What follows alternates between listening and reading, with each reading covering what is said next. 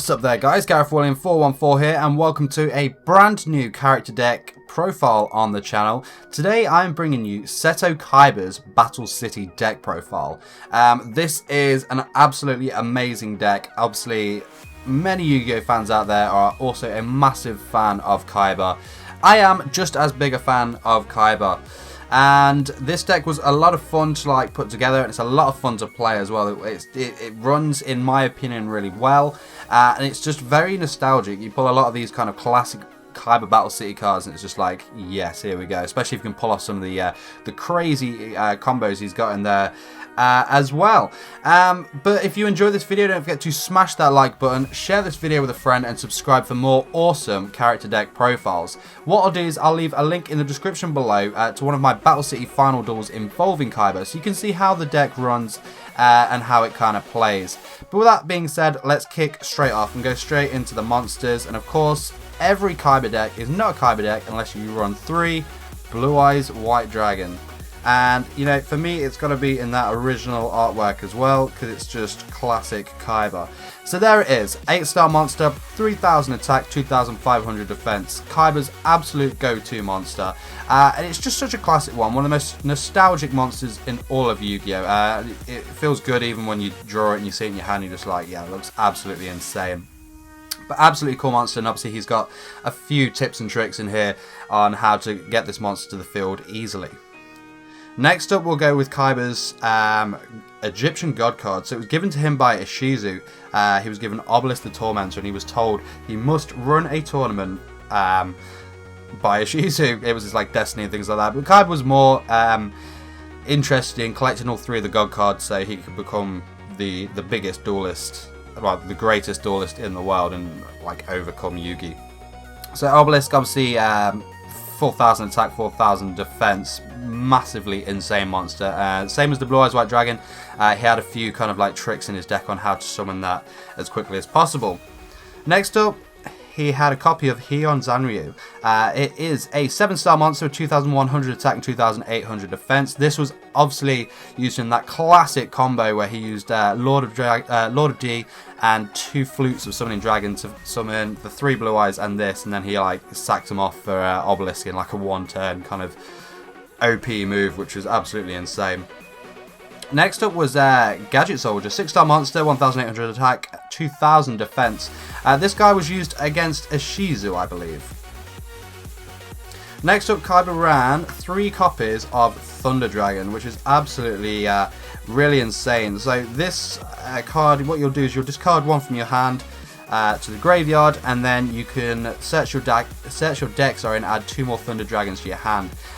This is used to fusion summon twin-headed Thunder Dragons, so this is one of the easiest ways of getting a fusion monster out in any character deck I've played. So easy. So if you've got Polymerization and Thunder Dragon in hand, get rid of that, get the other 2 in your hand, and just boss the field with that twin-headed Thunder Dragon, because it's an absolute beast of a fusion monster as well. Next monster is Blade Knight. It's a 4-star monster, 1600 attack and 1000 defense. And while you have 1 or less card in your hand, this card gains 400 attack. If you control other monsters, negate the effects of flip monster effects destroyed by battle with this card, which is really, really cool.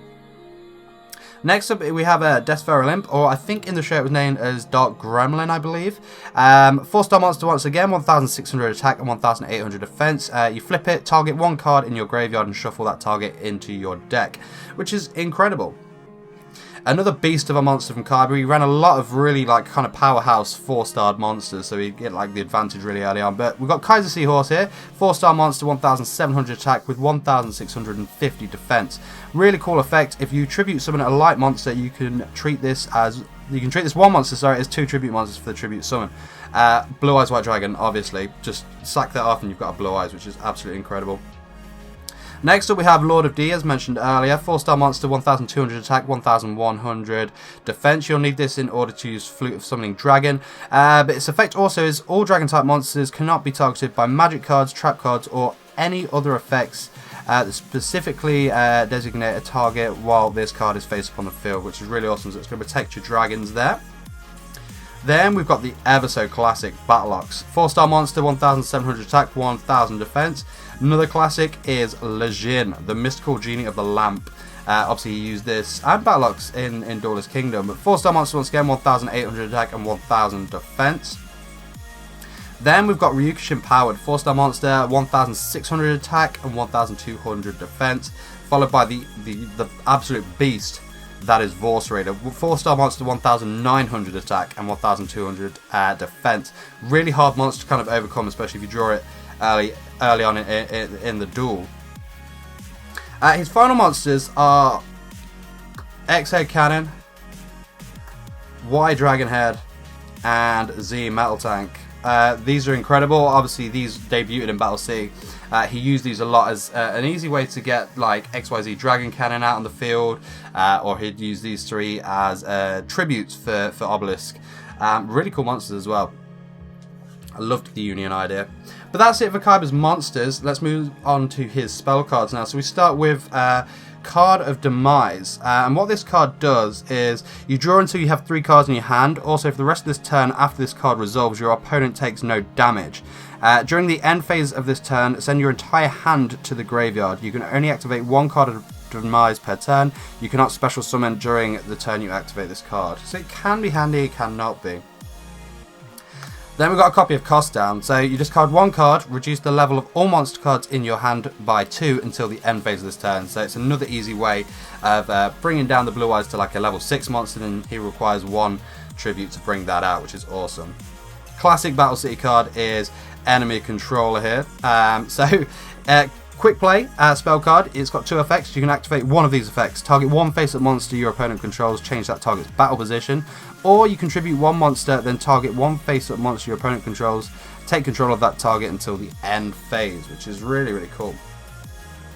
Then he runs those 2 copies of Flute of Summoning Dragon. I'm not really going to explain what that does. Obviously, like I mentioned earlier, with Lord of D on the field, you'll play this and you can special summon up to 2 dragon type cards from your hand, which is awesome, which is what he did in that duel there to get those 4 monsters on the field so he could get Obelisk out in that one turn, which is incredible.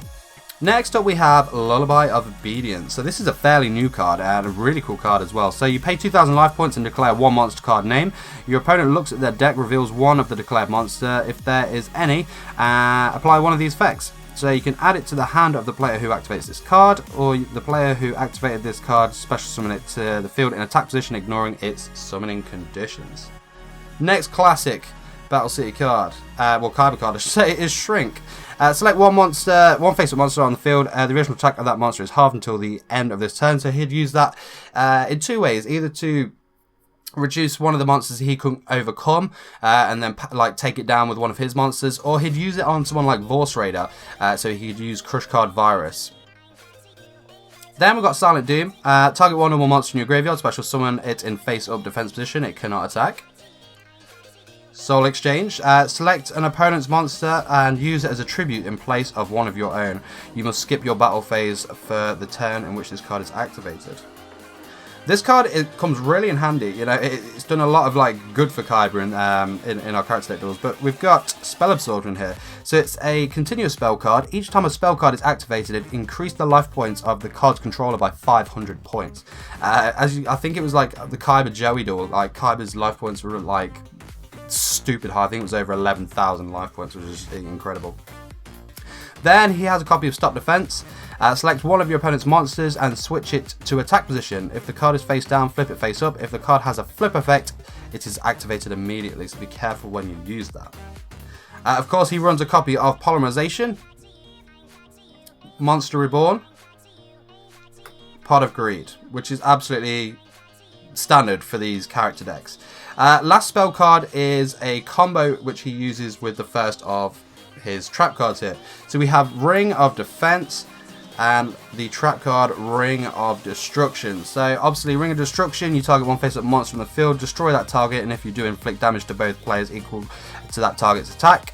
And what Ring of Defense does is you basically take 0 damage from any damage that would be dealt to you via a trap card. So he uses it in a combination. He used it in that 4-way duel to determine who was going to play each other in the semi-finals, which is, you know, awesome. awesome combo, and it can help you out in this as well as some, you can use them singly as well, which is really cool. Then we've got a copy of cloning, so when your opponent normal or flip summons a monster that has a level, target that face-up monster, special summon one clone token with the same original type, attribute, level, attack and defense as that target.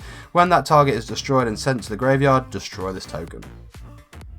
The classic Crush Card Virus up next, which he would use to absolutely devastate his opponents.